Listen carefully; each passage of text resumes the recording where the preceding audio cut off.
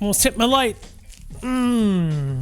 These intros are interesting. Hey, welcome to the channel. I'm SB Mitch. You can give me a follow on social media or the subscribe thing, which is down below there. It's not that. That's just an image I put in the video and make a sponge monkey hit it, and then the sponge monkey runs into it and then flies off the screen.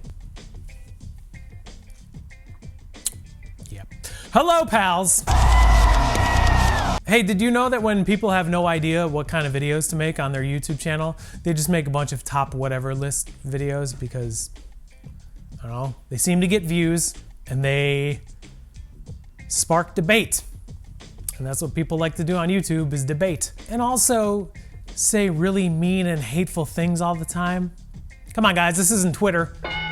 Just like any other year, there were a lot of releases that came out in 2021. I don't know why that was a talking point, because shoes release constantly, regardless of brand or time of year or anything.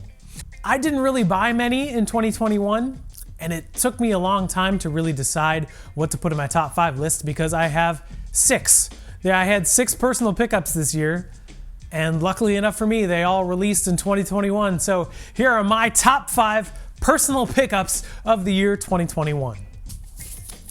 Forgot that some of the bottoms of my shoes are dirty. Here's number 5. I haven't owned a pair of Prestos in a couple years, and I forgot how insanely comfortable this model is. This is the what the Presto. It's a combination of a bunch of like iconic Prestos that have come out over the years. I'm just gonna hold this one because it's less to worry about. But I mean, a lot of people are really sick of mismatched shoes. I just think that these are really so well done. These are my quote unquote workout shoes, which kind of gives the idea of why they're so clean still. But I just think they're really, really good looking shoes. I'm a bigger fan of the left shoe, but I think together they work really well. I actually got these from Reserve Supply, Mr. Josh. So thank you, Josh, for a good deal on these. Yeah. No, number 5 shoe, a very good shoe and very comfortable. Prestos are super comfortable if you don't know.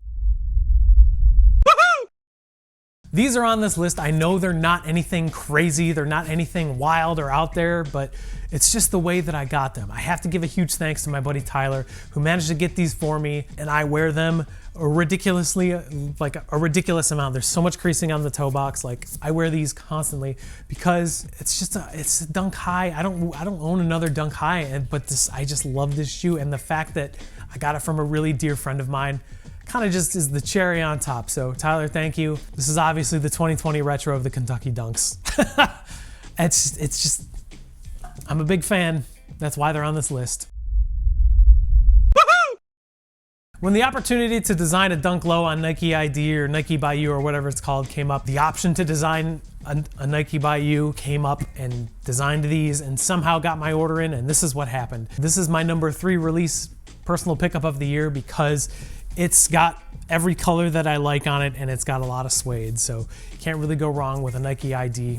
I can't get past saying Nike ID.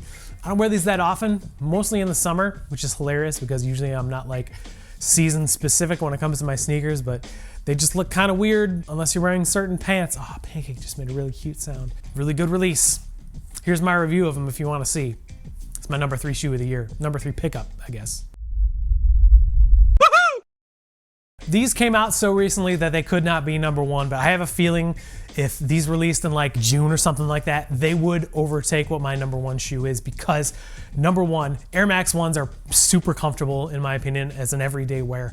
And number 2, I just really love this shoe. I think it's color blocked really well. And like, this is a shoe that I managed to get from PATTA, and I wasn't super blown away with them until I got them in hand. And the fact that I'm able to add them to my collection and actually made room for them too, like I got rid of the Futuras to make room for these. Like Futura is my favorite all-time colorway of a shoe, but it's a 2003 shoe that is a little bit tight on me and it's just like not worth wearing anymore. So the only knock against these, I wouldn't even say knock, but this midsole that I constantly complain about, the whole butter looking midsole, really works with this shoe and it looks really good on foot. So this is deserving of being the number 2 pickup of the year, if you ask me. The only reason this shoe is an honorable mention for my pickups of the year is because it's the 6th of my 6 pickups of the year. It's a really good shoe, it's really comfortable, and it's the only Jordan in my entire collection. And it's orange, which I love for obvious reasons, being from Cleveland. I don't know, it doesn't strike me as much as the other 5 in this list, so, but it's an orange shoe. What's not to like? This is probably the most obvious thing in the world. This is my sneaker of the year. I think it's the best aesthetic looking sneaker that's probably released since, honestly, since the Air Max 1 Elephant re-released in 2017 or 16 or whatever. But I mean, I said it in a top 5 SB releases of the year, why I love this shoe so much. When it comes to aesthetics, this shoe is perfection to me. Like, there's nothing about this shoe that I do not like.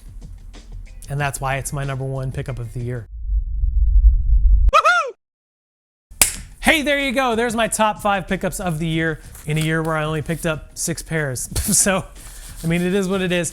Go down below in the comments, put down your top 3, top 5, however many shoes that you got this year that I'm still out of the country, so Till next time, take care of each other and we will see you, wait, screwed that whole thing up. Hey, take care of each other and remember to keep sneakers fun. Bye!